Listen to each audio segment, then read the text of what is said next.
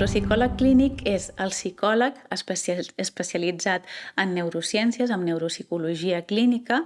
i la neuropsicologia clínica s'encarrega més de valorar les funcions cognitives i de valorar el funcionament del sistema nerviós central, com aquest pot intervindre en patologies neurològiques o com afecta les funcions cognitives en patologies neurològiques, neurodegeneratives, etc. El neuropsicòleg clínic, a més de valorar el funcionament mitjançant el perfil cognitiu, també s'encarrega de la rehabilitació neuropsicològica, és a dir, de compensar, de reparar les dificultats o les seqüeles que hi hagi després d'un dany cerebral adquirit, en el cas d'una malaltia neurològica crònica, o de fer una estimulació